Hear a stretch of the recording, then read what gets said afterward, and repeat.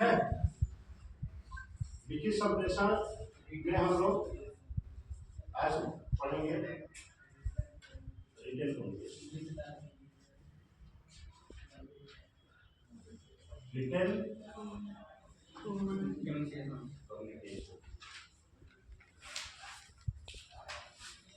ठीक है, जिसमें हम लोग लिखकर कोई कार्य करते हैं ना।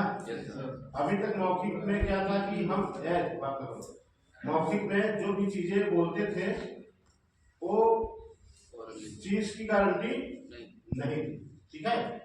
और कोई भी मैटर जब हमारे पास आता है तो उसको हम ज्यादा दिन तक नहीं रख पाते। कोई मैटर हमारे पास आता है तो हम उसको ज्यादा दिन तक नहीं रख पाते, क्योंकि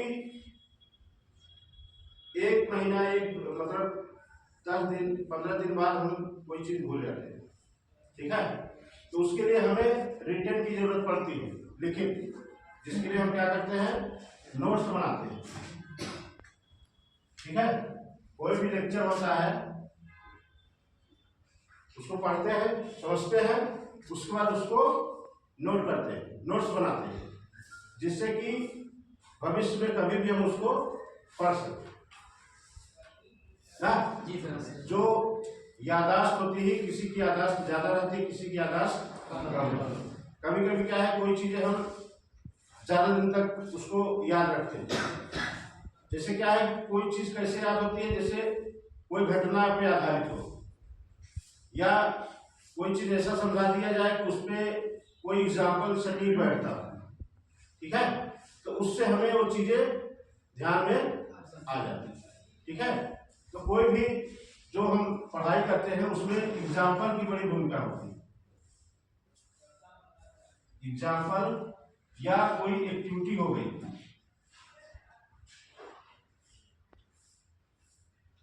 ठीक है, कोई एक्टिविटीज हो गई या उसका प्रैक्टिकल हो गया, ठीक है, या उसका कोई नाटकीय कार्यक्रम जैसे होता है, उसको समझाने का तरीका, जिस तरीके से उसको समझाया जाए जिससे कि वो चीजें समझ में आ जाए, ठीक है।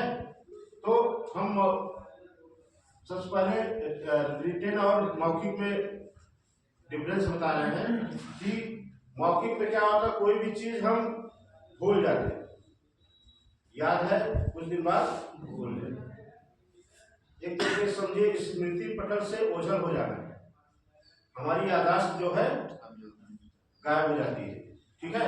अब उसको हम याद रखने के लिए हमें रिटन का सहारा लेना पड़ता है। तो लिखित संचार बहुत जरूरी है, लिखित संप्रेषण बहुत जरूरी है, नोट्स बनाना, ठीक है। और इसमें कोई चीज याद रखने के लिए हम चार्ट के द्वारा समझा सकते हैं, चार्ट बना ना, चार्ट बना के वो चीजें हमारे दिमाग में रहेंगी, ठीक है। या कोई एग्जाम्पल, किसी का एग्जाम्पल देंगे, किसी का उस पर आधारित एग्जाम्पल दे दिया जाए तो वो चीजें बहुत ज्यादा दिन तक याद रखेंगे, ठीक है। तो रिटन में क्या है, जो भी चीजें होती है अगर हम उसको लिख रहे हैं तो उसमें बहुत जो भी मैटर रहेगा बहुत सोच विचार के लिखना पड़ता है। क्यों? क्योंकि अगला व्यक्ति उसको एक एक चीज को पढ़ेगा, किसी पास मैटर जाएगा तो एक चीज पे ध्यान देता है, ठीक है।